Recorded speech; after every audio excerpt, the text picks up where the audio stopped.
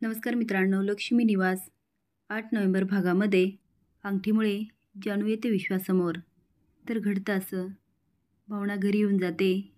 जानू तिला नमस्कार करते आणि आत जाते.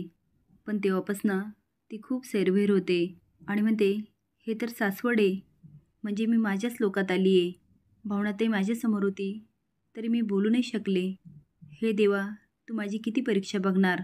पण नाही, आता मला माझ्या भावनाला आवर घालायला हवं. काही झालं तरी मी आता जयंतकडे परत नाही जाणार. पण आजीची तब्येत कशी असेल? नाही, मला आजीला भेटायलाच हवं.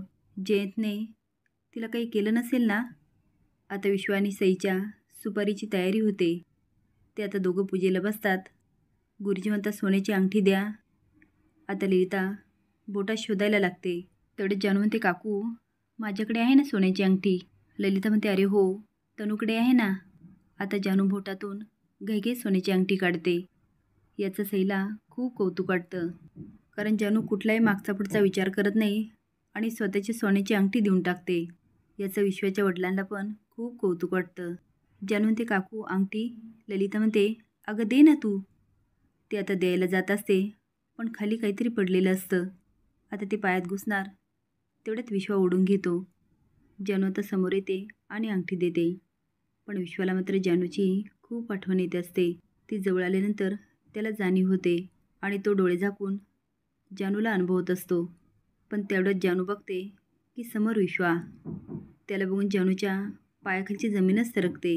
ती आता पटकन मागे जाते आणि मनात म्हणते, हे तर विश्वाचं घर आहे आणि हे विश्वाचे आईबाबा आहेत. म्हणजे कॉलेजमध्ये विश्वाचं माझ्यावर प्रेम होतं तर, आणि मला याची कधीच जाणीव झाली नाही.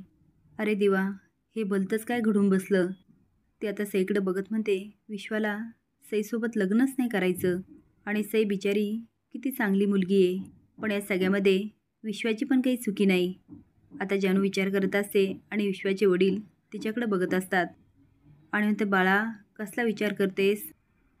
आता जानू स्माईल करते आणि नाही म्हणून मान हलवते. आता आपण आपल्याच गावी आहे याची जाणीव झाल्यानंतर जानूला काय राहत नाही आणि तिला ध्यास लागतो तो आजीला भेटायचा. रात्री घरामध्ये सगळेच झोपलेले असतात. आता जानू डोक्यावर पांघरून घेते आणि अखेर शेवटी घराबाहेर पडते. आता तिच्याच घरी आल्यानंतर तिच्या डोळ्यामधून पाण्याच्या धारा वाहत असतात. वीणा मात्र जानूच्या फोटोसमोर उभी असते आणि म्हणते, जानू तू गेली आणि या घरातील हसूच गेलं.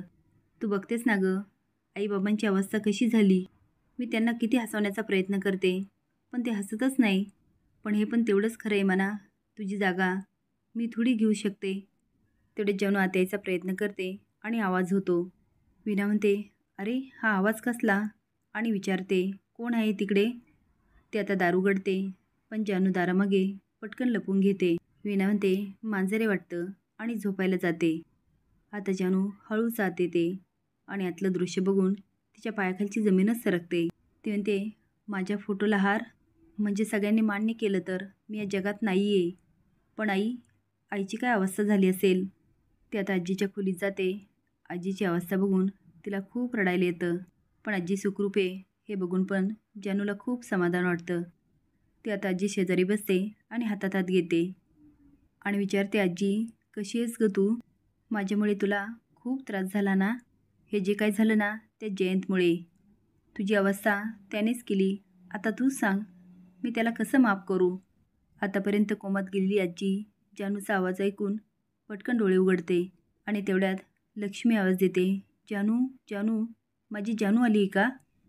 आता मात्र जानू लपायचा प्रयत्न करते, पण तेवढ्यात लक्ष्मी येते. इकडे भावनाच्या बोलण्यामुळे आदिराज खूप घाबरलेला असतो आणि तो विचार करतो की भावना आणि सिद्धू माझ्याबद्दल काय विचार करत असतील. मी पप्पांना बोललो होतो त्यांना जेलमधून सोडूया, पण पप्पा ऐकायलाच तयार नाही. आणि सिद्धूने दुसरा वकील लावला आणि त्याने सिद्ध केलं की हा तो नाहीच आहे. मग मात्र आम्हाला जेलमध्ये जाण्यापासून कुणी वाचू शकणार नाही. पण तो बिचारा बँकी, तो आमच्यामुळे अडकला आहे. काय करू मी त्या बँकीला, कसा सोडू? आता मात्र आदिराजची खूप तगमग चालू असते. आता सिद्धू जो वकील हायर करतो, आजी त्यालाही बोलावून घेते. आता बघूया आजीचा डाव सिद्धू आणि भावना किती सक्सेस होऊ देतात. तुम्हाला काय वाटते?